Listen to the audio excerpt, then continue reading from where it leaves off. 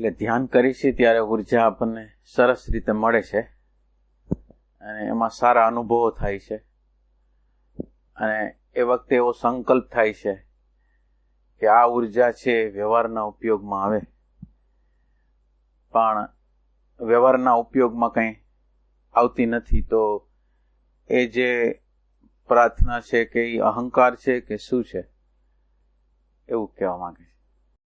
એટલે પ્રશ્ન એવો છે કે ધ્યાનની અંદર આપણને ઉર્જા મળે છે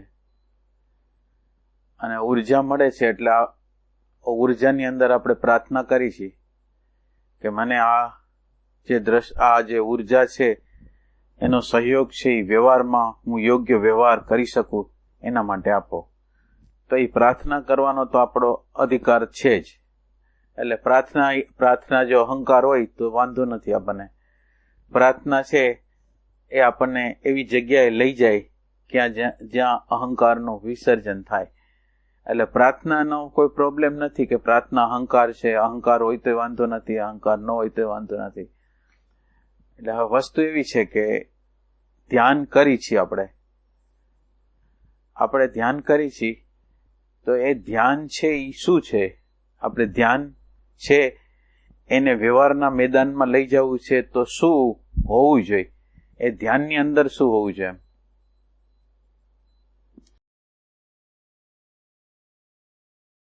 એટલે એમ કે આપણને જે સહયોગમાં આવવાનું છે, વ્યવહારની અંદર સહયોગમાં આવવાનું છે એ શું છે? આપણે ધ્યાનમાં શું શું કરી છીએ? તો એ કે ધ્યાનમાં એવું કરી છીએ, ધ્યાન જ્યારે આપણે ધ્યાન કરી છીએ ત્યારે આપણે એવું કરી છીએ કે ધ્યાનની અંદર વિચારો આવે, ભાવો આવે, એની સાથે આપણે ભળતા નથી. આપણા ધ્યાનનું જે પ્રક્રિયા કરતા હોય એ ધ્યાનની પ્રક્રિયામાં આપણે ક્યાંય તાદાત્મ્ય જ્યાં વિચારો આવતા હોય, વૃત્તિઓ આવતી હોય એનાથી આપણે દૂર રહેવાનો પ્રયાસ કરીએ છીએ. આપણું આ ધ્યાન તો આવું જ છે. શ્વાસમાં ધ્યાન હોય છે, નાભીમાં ધ્યાન હોય છે, કોઈ પણ જગ્યાએ આપણે ધ્યાન રાખીએ છીએ, પણ એ ધ્યાન જ્યારે ચૂકાઈ જાય એટલે વિચારોમાં જાય, કલ્પનામાં જાય, દિવા સપનામાં જાય, જ્યાંમાં જાય પાછું લેવાનો પ્રયોગ કરી છે. એટલે ધ્યાનનો પ્રકાર તો આવો જ છે ને. એટલે બરાબર. હવે ધ્યાનનો પ્રકાર આવો છે, ધ્યાનનો પ્રકાર એવો થયો કે આપણે તાદાત્મ્ય નથી કરવાનું, અને તાદાત્મ્ય ન કરવા માટે આપણી હાજરી જરૂરી છે, આપણું હોવું જરૂરી છે. એક હોવું અને હોવામાં બીજી વસ્તુ અંદર આપણને દેખાય અને એની સાથે આપણે તાદાત્મ્ય નથી કરવાનું, એ ધ્યાન છે.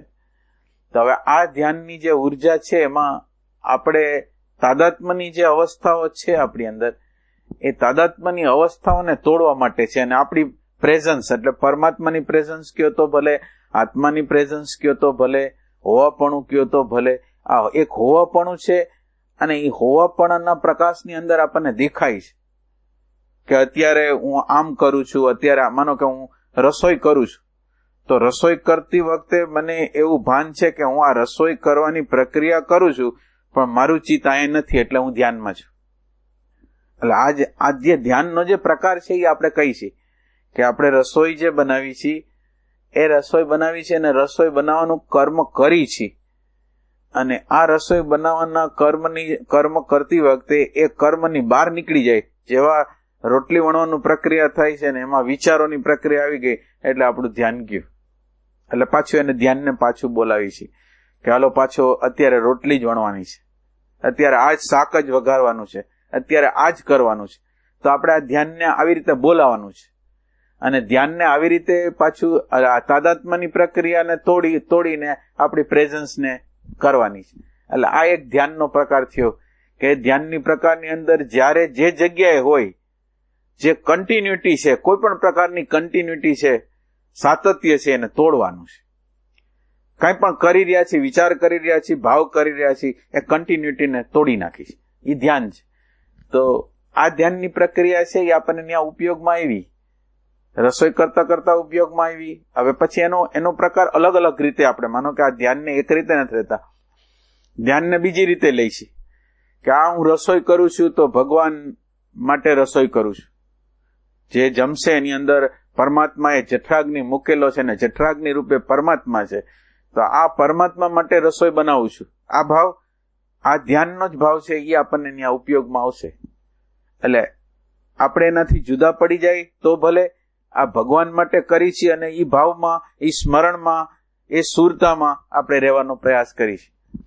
એટલે આ પ્રયાસ જેમ જેમ આપણો વધતો જાય, જેમ વધતો જાય, પેલા ધ્યાન છે એને બરાબર રીતે, ધ્યાન છે એને બરાબર આપણે સમજેલા ન હોય તો ધ્યાનમાં ઉઠ્યા પછી આપણને શું કરવું એ ખ્યાલ ના આવે.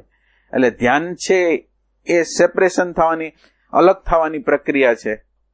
બે વસ્તુ છે એમાં, એકાકારપણું છે અને અલગપણું છે. એકાકારપણું છે એ શ્વાસની અંદર થવાનું છે, પણ શ્વાસમાં એકાકાર ન થયા તો જે વિચારો આવે છે એની અંદર એકાકાર થવાનું નથી. એટલે આ ધ્યાનની પ્રક્રિયા જે આપણે કરી છે, નાભીમાં કરી છે, શ્વાસમાં કરી છે, ગમે તે મંત્રમાં કરી છે, તો એ ધ્યાન કેવું છે કે શ્વાસમાં ધ્યાન કરી છે, બરાબર ખ્યાલ રાખવાનો. શ્વાસમાં ધ્યાન કરી છે, શ્વાસ ચૂકાય એટલે શ્વાસની અંદર ખોવાનો આપણને હક છે, પણ શ્વાસ સિવાયનું અન્ય કંઈ આવી ગયું તો ત્યાં આપણે જાગૃત થઈ જાય છે. આ છે ધ્યાન. તો ધ્યાનની પ્રક્રિયામાં આપણે હવે ધ્યાનને બરાબર સમજી લેવાનું છે કે ધ્યાન કરતી વખતે આપણી સુરતા ક્યાં રહે છે. એટલે હવે જો આપણી સુરતા આપણને રાખતા ધ્યાનમાં આવડશે કે આ મેં રાખ્યું શ્વાસની અંદર, પાછું ચાલ્યું ગયું, પાછું શ્વાસમાં રાખ્યું, પાછું ચાલ્યું ગયું, પાછું શ્વાસમાં રાખ્યું, પાછું ચાલ્યું ગયું. આ નેટ પ્રેક્ટિસ કરી અને આ જ નેટ પ્રેક્ટિસ છે એને આપણા વ્યવહારના મેદાનની અંદર લઈ જવાનું છે. તો આવી રીતે જે ધ્યાન છે અને આવું ધ્યાન જેમ સેપરેશન જેટલું વધતું જશે ને, સેપરેશન અથવા ભાવ, ભગવાન માટે કરી છે એવો ભાવ અથવા સેપરેશન, આ બે વસ્તુ જેમ કરતા જશું એમ આપણા ચિત્તની અંદર ખબર ન પડે એવી એમ્પ્ટીનેસ પેદા થશે. આપણને ખબર નહીં પડે, પણ એ એમ્પ્ટીનેસ એવી એમ્પ્ટીનેસ પેદા થશે કે એમ્પ્ટીનેસ જ્યારે આપણે કંઈક આડાવડા રસ્તા ઉપર ચડી ગયા હોય એટલે પ્રકાશ કરે કે ક્યાંક તમે વિસ્મરણ કરી ગયા છો, એટલે એ આપણને યાદી અપાવે. એટલે આ એમ્પ્ટીનેસ જેટલું આપણે પેદા કરી શકી એ વ્યવહારના મેદાનમાં, પેલા વ્યવહારના મેદાનમાં એવી રીતે આવશે કે કોઈ વ્યક્તિ આપણી વ્યવહાર કરતો હોય ને યોગ્ય જ પ્રત્યુત્તર આપી દે એવું નહીં બને. પહેલા એવું બનશે કે અત્યારનો જે વ્યવહાર છે એ પરફેક્ટ થવા માંડશે. અત્યારે જે હું જે કર્મ કરું છું એ પરફેક્ટ થશે. એટલે પેલી નિશાની ધ્યાનની એ છે કે જ્યારે જે કામ કરું છું એ કામમાં જ હું હોઉં છું અને એ કામ છે હું પરફેક્ટ કરું છું.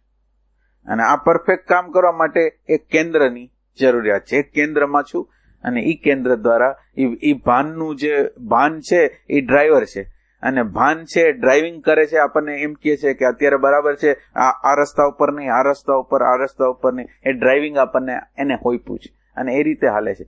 એટલે પેલી જે અસર આવશે એ દરેક કર્મ છે એ આપણા પૂર્ણ થવા માંડશે. બીજી વસ્તુ કે જે કર્મ આપણે બીજી જગ્યાએ પહોંચ્યું નથી, અત્યારે હું આ કર્મ કરું છું એમાં આને પૂરું કરવાની જે રીતે હું કર્મ કરું છું, માનો કે આ જલ્દી પૂરું થઈ જાય, આ પતી જાય પછી આ કરવું છે, પછી આ કરવું છે. હવે ઈ જે અંદર જે ચાલે છે, હવે આ ધ્યાન કેવી રીતે ઉપયોગી થશે? આ બધી વસ્તુ અંદર હાલે છે કે આ કામ પૂરું થઈ જાય પછી આ કામ કરવું છે, પછી આ કરવું છે, આ કરવું. હવે અત્યારે આ ક્ષણને મને જીવતા આવડી જશે તો બીજી ક્ષણને જીવતા આવડી જશે. તો આ ક્ષણને જીવવું હોય તો મારે શું કરવું જોઈએ? તો કે આ ક્ષણની અંદર, આ ક્ષણ છે એની અંદર મહત્વની વસ્તુ મારા માટે પરમાત્મા, જેને કહેવાય હોવાપણું, અને આ હોવાપણું અને હોવાપણુંની અંદર એવી તાકાત છે. આ માનો કે આપણે જેને કેન્દ્ર કહી છે એની એવી તાકાત છે, એ તમને નાભીમાં ચોંટાડી દેશે. નાભીમાં ચોંટાડી દેશે એટલે શું કે તમારી અંદર જે ઉચાટ જેવું હતું, આના પછી જલ્દી કર્મ કરી લેવાનું હતું, એને લીધે નાભીમાંથી આપણે ઉઠી ગયા હતા, શાંતિમાંથી ઉઠી ગયા હતા, આનંદમાંથી ઉઠી ગયા હતા. એ હોવાપણું છે એ આપણને નાભીની અંદર રાખે અને અંદર શાંતિ બનાવી રાખે. તો આ આપણે આજે આ કરવાનું છે એ શું છે? તો એ કે આ પ્રેઝન્ટ મોમેન્ટમાં રહ્યા, પ્રેઝન્ટ મોમેન્ટમાં જે આડી અવડી પ્રક્રિયા થાય છે કે આમ કરવું છે, આમ કરવું છે, એમ કે અત્યારે આ ક્ષણે મારી આગળ આ જ છે, આ ક્ષણે, અને આ ક્ષણને મારે જીવવી છે. અને આ ક્ષણ જો જીવતા નહીં આવડી તો એ કોઈ ક્ષણ જીવતા નહીં આવડે. એટલે આ ક્ષણ છે એનું મારા માટે બહુ જ મહત્વ છે. એટલે આ ક્ષણને જીવવા માટે જેવા બીજા વિચારો આવે છે, પાછો મારો ઓરિજિનલ જે વિચાર અત્યારે જે કર્મ કરવાનું છે એ વિચારની અંદર ન્યા હું આવી જાઉં છું.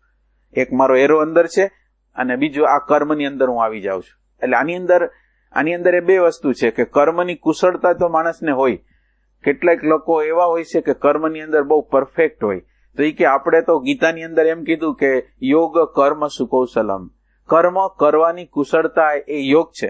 તો કર્મ કરવાની કુશળતા એટલે કઈ કર્મ કરવા હોય? એ તો કુશળ લોકો જ છે. એન્જિનિયરો હોય, ડોક્ટરો હોય, એમાં કુશળ જ છે.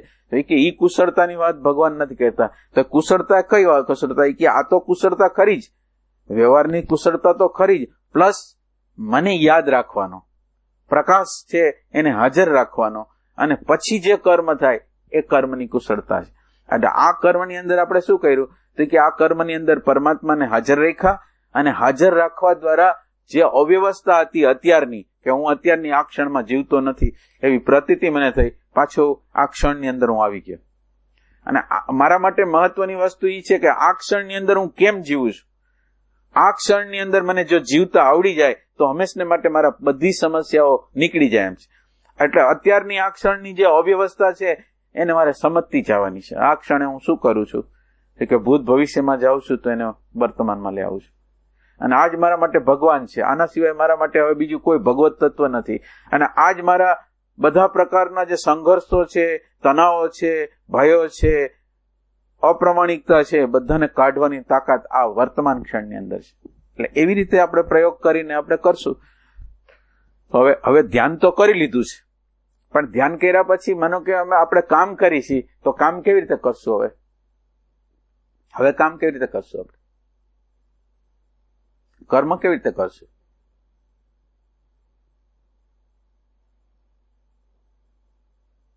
કર્મ કરવાનો પ્રકાર શું રાખશું?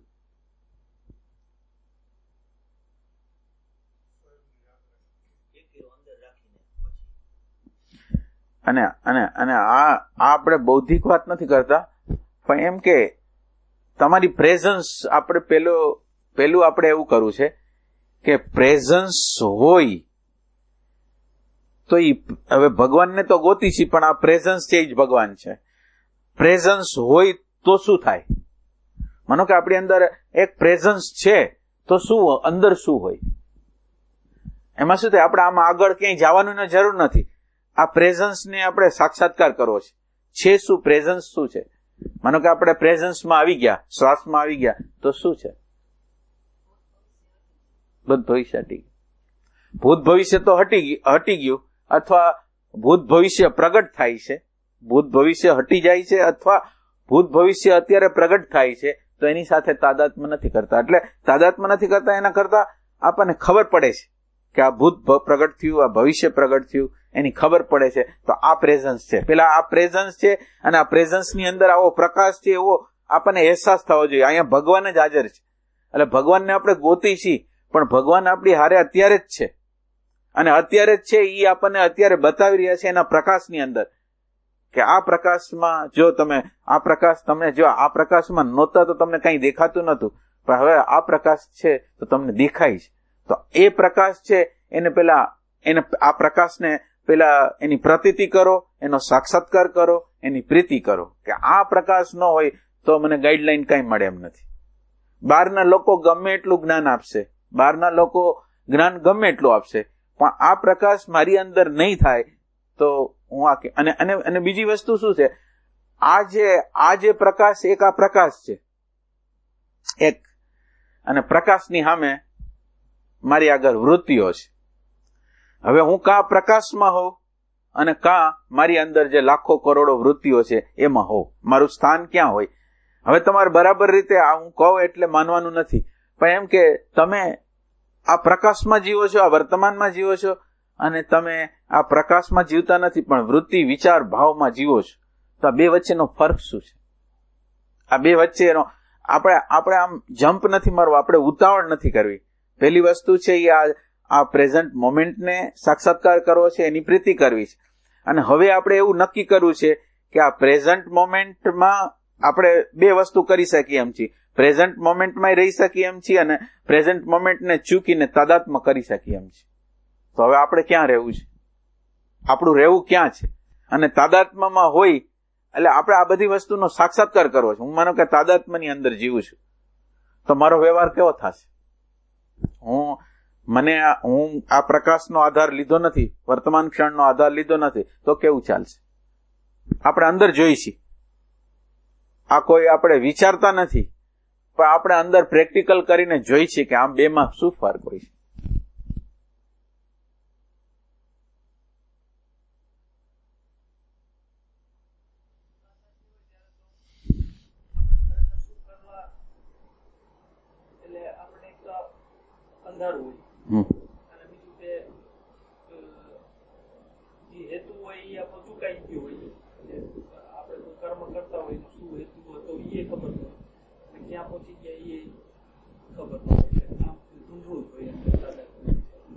એટલે અત્યારે એટલે કહેવાનું જે અર્થ છે એ શું છે ખબર છે?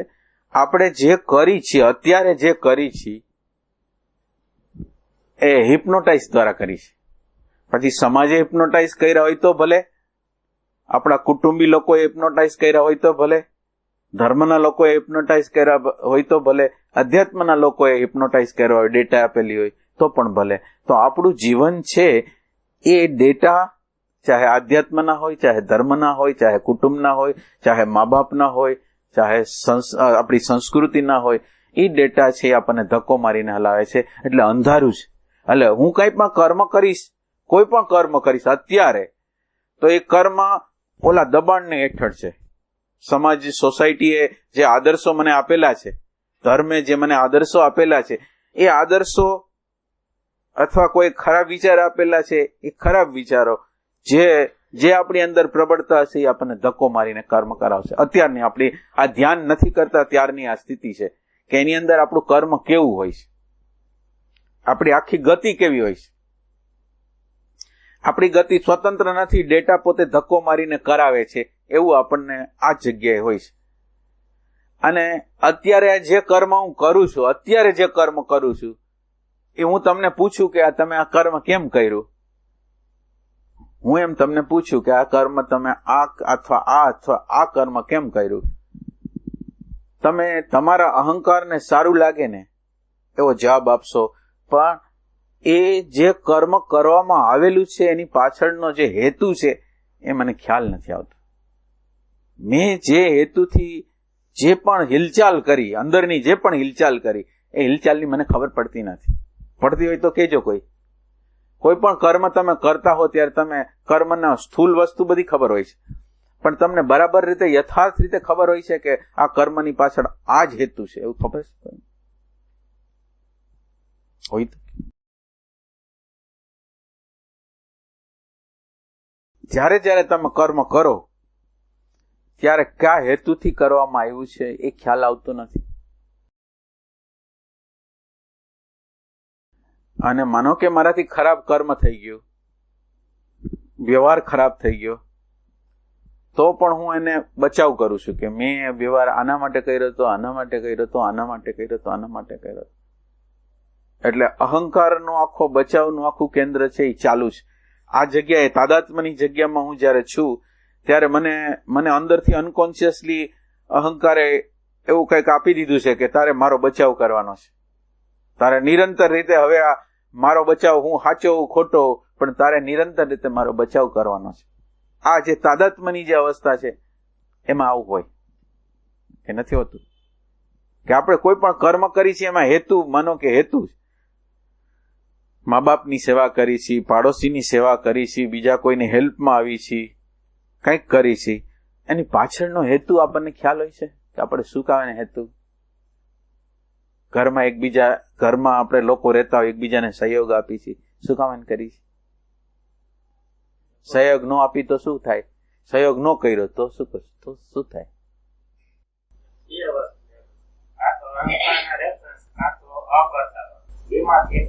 ના, અત્યારે તો એટલું જ છે કે આપણે કેમ કર્મમાં સ્વાર્થ અને અપેક્ષા હોય છે. હવે સ્વાર્થ ને અપેક્ષાને બરાબર રીતે આપણને ખબર છે કે દરેક કર્મ છે એ સ્વાર્થ અને અપેક્ષાથી જ થાય છે, એવું ખબર જ બધાને.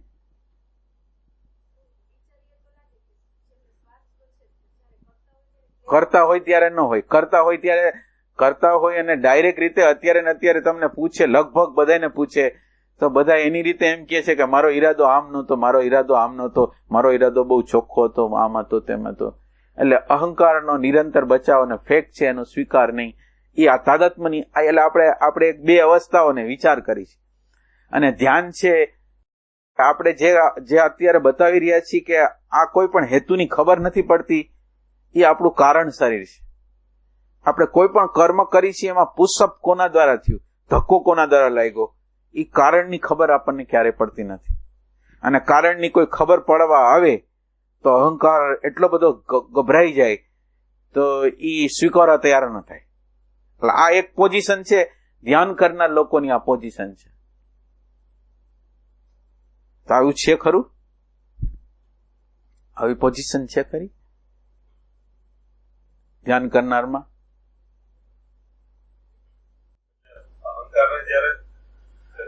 કર્મની વાત કરી એમાં દિવસ દરમિયાન જે કર્મો હોય તો એ તો નોર્મલી થતા હોય. વિશેષ કર્મ હોય એમાં જ ખાલી આંશિક હાજરી હોય. કોઈ નવું કર્મ હોય કે વિશેષ કર્મ હોય એમાં આંશિક હાજરી હોય. એ સિવાયનું આપણને બીજા કર્મમાં ખબર જ નથી કે આમાં બી હાજરીની જરૂર છે. આમ જ હોય એ રીતનું અંદર દાખલ છે. એટલે અત્યારની આપણી જે હાલત છે એવું છે કે આપણને જે યંત્રો મળેલા છે, ભાવનું યંત્ર, બુદ્ધિનું યંત્ર, કર્મેન્દ્રીયનું યંત્ર, ઇન્સ્ટિંક્ટિવ યંત્ર, એનો ઉપયોગ કેવી રીતે કરવો, એટલે ધ્યાન શું કામ એને છે કે આપણને જે યંત્ર મળેલું છે, જે આપણી આગળ જે યંત્રો છે એનો રાઈટ યુઝ કરી શકીએ એના માટે ધ્યાન છે. તો આ રાઈટ યુઝ કરવા માટે પેલા આપણે એમ બતાવી દીધું કે એક આ ડેટાની જગ્યા છે અને નિરંતર માનવ જે રહે છે, જે વિચાર આવ્યો એ પ્રમાણે હાલવા માંડે, જે વિચાર આવ્યો એ પ્રમાણે ઈચ્છા, એ પ્રમાણે ક્રિયા, અને એ ક્રિયામાં ચાલ્યા જાય. તો આ છે જીવનનું હાલું છે, બેહોશી ભરેલું છે. જે ડેટા છે એ ધક્કો મારીને આપણને હલાવે છે, આપણે બેહોશ છીએ. હવે એની સામે આપણે ધ્યાન એટલે આ પ્રેઝન્ટ મોમેન્ટને રાખી છે. હવે આપણું હોવું છે એ આ પ્રેઝન્ટ મોમેન્ટ છે. અને આ પ્રેઝન્ટ મોમેન્ટ છે એ આપણા સંસ્કારોને ધીરે ધીરે એટલે એનું આપણે સ્ટાર્ટિંગ કેવી રીતે કર્યું કે વર્કનું, હવે આપણે એનું વર્ક છે પરફેક્ટલી કરવાનું. જે વર્ક કરતા હોય, જે કરતા હોય, પેલું જે સ્ટાર્ટિંગ પોઈન્ટ હતો એવો હતો, જે કર્મ કરતા હોય ત્યારે એક એરો હોવાપણામાં રહેવાનો અને બીજા એરાથી કર્મ કરવાનું. તાદાત્મ્ય સંપૂર્ણ નહીં પણ ઉપયોગ કરનાર કોક અંદર છે એવી રીતે આપણે કરવાનું. પાછું તાદાત્મ્ય થઈ જાય, પાછો પ્રયોગ કરવાનો, પાછું તાદાત્મ્ય થઈ જાય, પાછો પ્રયોગ કરવાનો. એટલે આ આપણું ધ્યાનની જે પ્રોસિજર છે એ આ છે. અને આ પ્રકાશ છે એ કારણ શરીરને ધીરે ધીરે ટચ કરશે. આ જે પ્રકાશ છે કારણ શરીરને ટચ કરવા માટે હવે શું થયું, વિચાર આવે, વૃત્તિ આવે, જુદા જુદા પ્રકારની.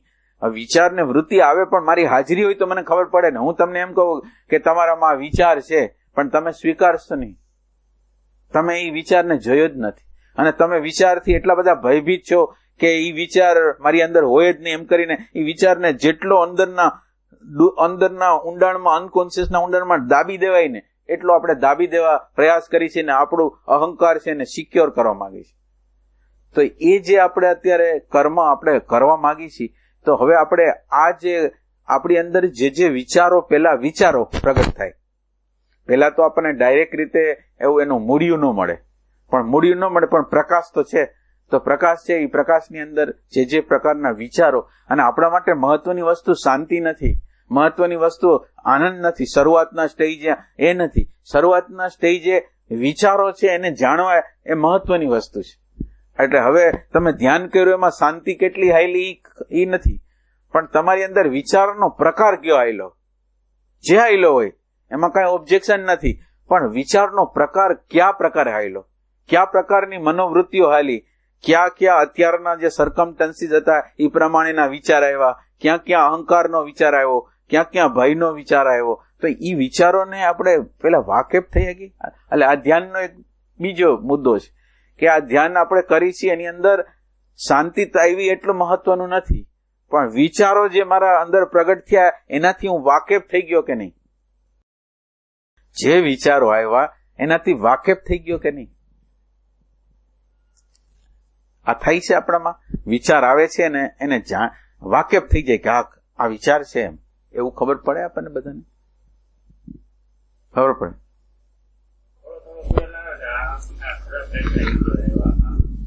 એટલે વિચારો થી વાકેફ થવું એ પહેલું સ્ટેપ છે, જેવા હોય વિચાર. એટલે એ વિચારથી વાકેફ થવા દ્વારા, જો હવે આ પ્રકાશ હતો એટલે વિચારથી વાકેફ થયા, પણ વાકેફ થવા દ્વારા એનો આરોપણ તો મારા ઉપર જ કર્યું કે આ વિચાર મારામાં છે.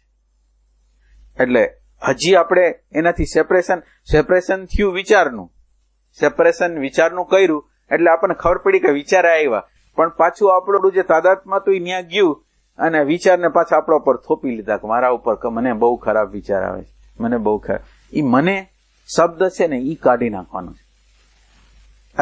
તમને એટલે ગમે તે આ ગમે એટલા માનવ, આખી માનવ જાત છે, તમને જેવો વિચાર આવે ને એવો આખી માનવ જાતની વિચાર આવે. આ એક લખવું હોય તો તમારે લખી લેવાનું. અને માનવ તમને વિચારની તમને ન ખબર પડતી હોય તો તમે આતંકવાદીને જોયા હોય, હિંસક જોયા હોય, બળાત્કારી લોકોને જોયા હોય, ગમે ને જોયા હોય, તમારે યાદ રાખવાનું છે કે આ વસ્તુ મારી અંદર છે. જે વસ્તુ ઓલા માથા કાપી નાખે છે, આ જે લોકો આતંકવાદીઓ, એ વસ્તુ આપણે કરી શકીએ એમ છે. બધી વસ્તુ આપણે કરી શકીએ એમ છીએ, એવી વસ્તુનો અહેસાસ આની અંદર કરવાનો છે. એટલે આપણે આપણી અંદર જે વિચાર આવ્યો એ વ્યક્તિગત નથી. એક વસ્તુ હંમેશા ખ્યાલ રાખવાનો છે કે વિચાર જે આપણી અંદર આવે છે એ વ્યક્તિગત નથી, નથી અને નથી. આ કોઈ સ્વીકારવા તૈયાર છે કે આપણી અંદર જે વિચાર આવે છે એ વ્યક્તિગત નથી. બાયોલોજી માંથી આવ્યો છે. આ બાયોલોજી, શરીરની બાયોલોજી છે, એમાંથી આવ્યો છે. આપણને સમાજે જે સંસ્કારો આપ્યા છે એમાંથી આપ્યો છે, ધર્મમાંથી આપ્યો છે, બધી જગ્યાએથી આપ્યો છે. એમ એટલે આ વિચાર છે એ આપણે એમ કહી છીએ કે મારામાં વિચાર આવ્યો, મારા એમની બાયોલોજી નો પ્રકાર જ એવો છે, એમાં ભૂખ, તરસ, આળસ, નિંદ્રા બધું આવે જ. તો આવે તો હવે એ આપણી વસ્તુ નથી, બાયોલોજીની વસ્તુ છે. પૈસા, પ્રતિષ્ઠા નો વિચાર આવે, કમાવાનો ઇમેજ નો વિચાર આવે તો એ કે સમાજે આપેલો છે, આવે જ. વિચાર મારો નથી. તો બીજી વસ્તુ મહત્વની વસ્તુ જે પ્રગટ થાય આપણી અંદર, જે પ્રગટ થાય, સારું હોય તો ભલે, ખરાબ હોય તો ભલે, એ સમષ્ટિનું છે, વ્યક્તિનું નથી. એટલે તો પછી એનો ઉપાય થશે. જો વ્યક્તિગત હોય તો ઉપાય નહીં થાય. મને એમ લાગે કે મારું વ્યક્તિગત છે તો એનો ઉપાય આપણે એની અંદર દબાઈ જશું કે હું ખરાબ, મારાથી આ નહીં થાય, એમ નથી. આ બધા યંત્રોની અંદર એક સમષ્ટિ વિચાર છે, એ અંદર દાખલ થયેલો છે. અને એ વિચાર આપણને આપણી અંદરની ખબર ન પડે તો બીજા લોકોને જોવો, જે વ્યવહાર કરતા હોય ને એ આપણી અંદર હોય છે. 100% તમે જો એને વેરીફાઈ કરી શકો તો તમને મળી જ શકે. એટલે આવું કરી શકીએ. હવે આ ધ્યાનનો એક આ મુદ્દો છે, એમાં આપણે એવું કરી શકીએ કે વિચાર છે વ્યક્તિગત નથી. એવું ખ્યાલ આવે? વિચાર વ્યક્તિગત નથી. હું ખરાબ છું, મારામાં ખરાબ વિચાર આવે છે, આ છે, એવું આપણને જે થાય છે ને, અને એના દબાણથી આપણે પછી કઈ કામ જ નથી કરી શકતા. આનો હાવ સહેલો ને સિમ્પલ ઉપાય એટલો જ છે કે ખાલી તમે તમારા ઉપર આરોપિત ન કરો, તમે ખાલી થોડીક જુદાઈ કરતા જાઓ, થોડાક ખસતા જાઓ, પાછળ ખસતા જાઓ, થોડાક પાછળ ખસતા જાઓ, થોડાક પાછળ ખસતા જાઓ. બીજું કઈ કરવાનું નથી, ખાલી પાછળ ખસવાનું. એટલે આપણા માથા ઉપર ઓઢી લઈ છે ને એ નહીં, આઘા રહ્યો, થોડાક આઘા રહ્યો. હુંથી અથવા મારાથી થઈ ગયું એ વિચાર છે ને, એનાથી તમે આપણે સેપરેશન કરવાનું. તો આ થાય. વિચારો વ્યક્તિગત નથી, સમષ્ટિગત જ છે. એટલે માનો કે સંતો છે, એ પ્રશ્નો છે, એ પ્રશ્નોનું સોલ્યુશન કેમ કરી આગે છે? તો એ કે સમષ્ટિગત છે એટલે પોતાની અંદર પોતે જોયેલા છે, એટલે એને ખબર છે કે આમ જ હોવું જોઈએ, આમ જ હોવું જોઈએ, આમ જ હોવું જોઈએ. અને બધાની અંદર, બધા માનવ જાતની અંદર આખી રાઈટ બ્રેઇન ની અંદર, આપણા રાઈટ બ્રેઇન ની અંદર એક કેસેટ છે. આપણે 1 કોષી, 2 કોષી, 3 કોષી, 4 કોષી, 5 કોષી બહીના એની આખી કેસેટ અને એના સંસ્કારોની કેસેટ પડેલી છે. અને એ સંસ્કારોમાંથી આપણે વ્યવહારો થઈ રહ્યા છે. તો હવે આ કેસેટો તો પડેલી જ છે. આપણે આમાંથી બધામાંથી પસાર થયા છીએ તો એના સંસ્કાર હોય જ. તો હવે આને બોજો નથી બનાવવાનો, પણ આપણે એમાંથી રસ્તો કેમ થાય? તો એ કે વિચારથી ખાલી અલગ થઈ જાઓ. આ સમષ્ટિગત વિચાર છે અને સમષ્ટિગત વિચારથી કે જુદા. એટલે આટલું બધું ક્લિયર છે, આટલું આપણે જે બોલ્યા એ બધું ક્લિયર છે. આપ બધા થોડોક પ્રયત્ન કરો, જે આપણે શું મુદ્દા કીધા એટલા ખાલી થોડાક યાદી રાખી શકાય એવું ક્યાં નહીં યાદી રાખી? સમષ્ટિ આપણામાં નથી, આખા સમષ્ટિગત ને ખાલી ઓબ્ઝર્વેશન કરવાનું. ઓબ્ઝર્વેશન જ આમાં તમે ઓબ્ઝર્વેશન કરો એટલે સવાલ તો હાવ છે, એટલે હાવ હેલી જ વસ્તુ છે. જે આપણા મનમાં વિચાર આવે છે એ જ બીજા મનમાં વિચાર આવતો જ હોય છે. આપણે રાગ છે તો બીજાને રાગ નથી, તો આપણને દ્વેષ છે તો બીજાને દ્વેષ નથી, આપણને ક્રોધ છે તો બીજાને ક્રોધ નથી. માનવ જાતમાં ક્રોધ નથી. શું આપણામાં લોભ છે તો બીજામાં લોભ નથી, આપણામાં ઘૃણા છે તો બીજામાં ઘૃણા નથી. ન હોય તો આપણને ક્યાંય તમે ન જોયું હોય કે આની અંદર મેં જોઈ જ નથી, તો એ તો આમ સિમ્પલ છે. પણ એ સિમ્પલ આ વર્તમાન દ્વારા એ સિમ્પલ વેરીફાઈ થવાનું છે. એટલે આ વિચાર દ્વારા નહીં થાય, પણ આ જે વર્તમાનનો જે પ્રકાશ છે એ વર્તમાનનો પ્રકાશ છે એ તો આપણને વેરીફાઈ કરી દે.